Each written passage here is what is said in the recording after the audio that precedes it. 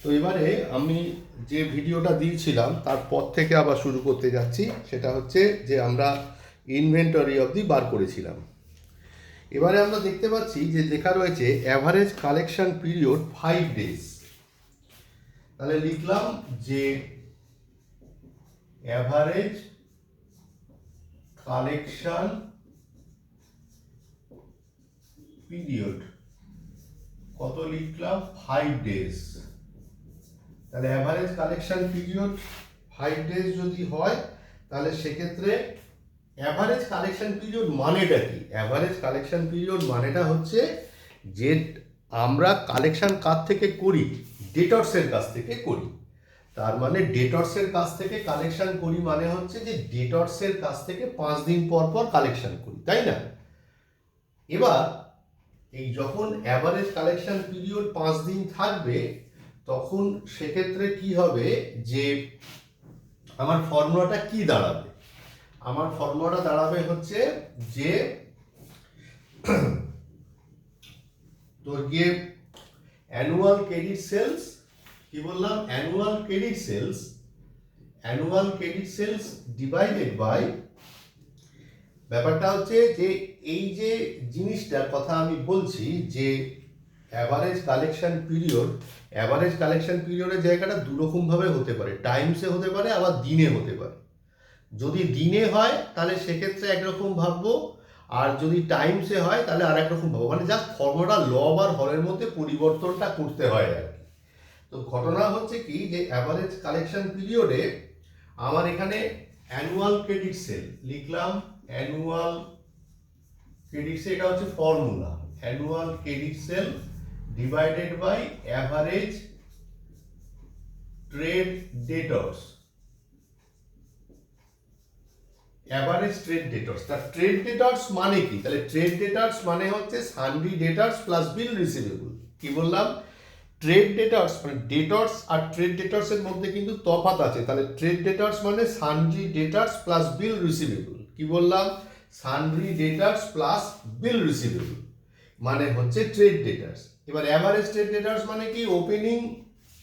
Opening trade debtors plus closing মানে trade debtors whole divided by 2। তো এখানে একটা কথা বলি শোন, যে এখানে সানড্রি ডেটর্স বিল রিসিভেবল এখানে এরা কেউ নেই। তা যেহেতু নেই সেই জন্যে কি করতে হবে? আমরা এই অ্যাভারেজ ট্রেড ডেটর্স না লিখে শুধুমাত্র লিখবো ডেটর্স। তাহলে আমাদের ডেটর্সটা এখান থেকে বেরিয়ে চলে আসবে। ঠিক আছে, লিখলাম ডেটর্স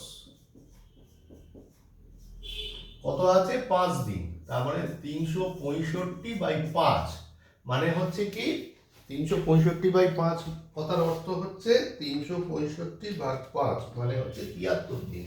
মানে সারা বছরে 73 দিন, মানে এরকম 5 দিন 5 দিন করে সারা বছরে 73 ডেজ এরকম ভাবে অ্যাভারেজ কালেকশনটা হয়। তাহলে আমরা অ্যানুয়াল ক্রেডিট সেল জানি কত? অ্যানুয়াল ক্রেডিট সেল যেটা জানি সেটা হচ্ছে কি যে 3,84,000 ডেটর্স 73 ডেজ হলো। এবার কি করব? দেয়ারফর ডেটর্স ইকুয়ালস টু কি লিখবো? ডেটর্স ইকুয়ালস টু লিখবো 3,84,000 ডিভাইড বাই 73 মানে 5,260 টাকা 27 পয়সা। তাহলে 5,260 এপিপি মানে অ্যাপ্রক্সিমেট লিখলাম, হয়ে গেল। তাহলে আমি তাহলে তো ডেটর্স পেয়ে গেলাম। আগে কোথায় 2 নাম্বার বা 3 নাম্বার করেছিলাম, এটার নাম দিয়ে 4 নাম্বার হলো। যদি 2 থেকে তাহলে 3 নাম্বার দিস, আমার আগের নাম্বারটা খেয়াল নেই। হয়ে গেল। হয়ে যাওয়ার পর কি আছে দেখ, কারেন্ট লায়াবিলিটি রয়েছে 60,000 টাকা, কারেন্ট রেশিও রয়েছে 1.5। তাহলে এবারে 5 নাম্বারে লেখ কারেন্ট রেশিও মানে হচ্ছে 1.5। আমি সংক্ষেপে লিখলাম CA/CL ইজ ইকুয়াল টু 15/10, 5 3 15, 5 2 10। তাহলে CA কত আছে? কারেন্ট লায়াবিলিটি আছে 60,000 টাকা, কারেন্ট লায়াবিলিটি আছে 60,000 টাকা, CA আছে 3/2। তাহলে কত হলো? 30। 3×60, তাহলে 90,000। তাহলে সিএ সমান সমান হচ্ছে 90,000, মানে কারেন্ট অ্যাসেট বেরিয়ে গেল আমার 90,000 হলো। তাহলে কারেন্ট অ্যাসেট টোটাল বেরোলো 90,000। এবার এখানে একটা জিনিস ভাব, যে এখানে কারেন্ট অ্যাসেট আছে 90,000, ডেটর্স আছে 5,260, আর তোর গিয়ে ইনভেন্টরি ছিল 36,000। তার মানে কি ইনভেন্টরি 36,000, তারপরে ডেটর্স 5,260, আর হচ্ছে গিয়ে 5,260, আর হচ্ছে গিয়ে ইনভেন্টরি 36,000, ডেটর্স 5,260, আর আর আর আর এই দুটোই, সরি এই দুটোই। তাহলে কি হচ্ছে 0, 6, 2, 6, 5, 11, 41,260 হচ্ছে আমার টোটাল, এই দুটো যোগ করে আসছে। ওয়্যারএজ দেখ কারেন্ট অ্যাসেট সমান সমান লেখা রয়েছে 90,000। তাহলে 90,000 থেকে 41,260 মাইনাস করলে কত হয়? 48,740। এই 48,740 হচ্ছে আদার কারেন্ট অ্যাসেট। বইয়ে লিখছে, কিন্তু আমরা আদার কারেন্ট অ্যাসেট না লিখে আমরা লিখবো ক্যাশ অ্যান্ড ব্যাংক। কেন জানিস তো? তার কারণটা হচ্ছে একটা প্রতিষ্ঠানে ক্যাশ অ্যান্ড ব্যাংকটা থাকাটা জরুরি। তাহলে আমরা কি লিখবো? যে ঘটনা হচ্ছে কি লিখবো? লিখবো কারেন্ট অ্যাসেট ইকুয়ালস টু, বা ক্যাশ অ্যান্ড ব্যাংক লিখে লিখি, যে লিখি cash and bank equals to হচ্ছে গিয়ে current asset minus inventory minus debtors. তাহলে কারেন্ট অ্যাসেট কত? 90,000। ইনভেন্টরি কত? ইনভেন্টরি হচ্ছে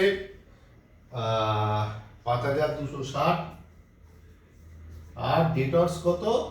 ডেটর্স হচ্ছে 36,000 করে বেরোলো 48,740। এই যেটা আমি করেছিলাম না, এটা আমি আমার নিজের স্বার্থে করেছিলাম, এটা করবার দরকার। তাহলে আমার ক্যাশ অ্যাট ব্যাংক বেরিয়ে গেল 48,740 হলো। এবারে দেখ, এই হয়ে যাওয়ার পর তাহলে কারেন্ট লায়াবিলিটি বেরিয়ে গেল, কারেন্ট তো রেশিও বেরিয়ে গেল, এই সরি কারেন্ট অ্যাসেট বেরিয়ে গেছে। আমার এর আগে বেরিয়েছিল টোটাল অ্যাসেটস বেরিয়েছিল 1,20,000। তাহলে ফিক্সড অ্যাসেট কি করে বার করব? টোটাল অ্যাসেট থেকে কারেন্ট অ্যাসেট মাইনাস করলে বেরিয়ে যাবে ফিক্সড অ্যাসেট। 6 নাম্বার দিয়ে ফিক্সড অ্যাসেট দিয়ে total asset minus current asset, মানে 1,20,000 মাইনাস হচ্ছে গিয়ে 90,000, মানে 30,000 টাকা। তাহলে 30,000 টাকা হচ্ছে আমার ফিক্সড অ্যাসেট। 30,000 টাকা হচ্ছে আমার ফিক্সড অ্যাসেট। আশা করি বুঝতে পেরেছিস। বোর্ডে আর জায়গা নেই, আর একটা ছোট্ট ভিডিও বানাতে হবে এই অঙ্কটার জন্যে, 3 নম্বর ভিডিও। তো এইটুকু আগে ভালো করে দেখে নে, তারপরে আমি পরের ভিডিওতে আসছি।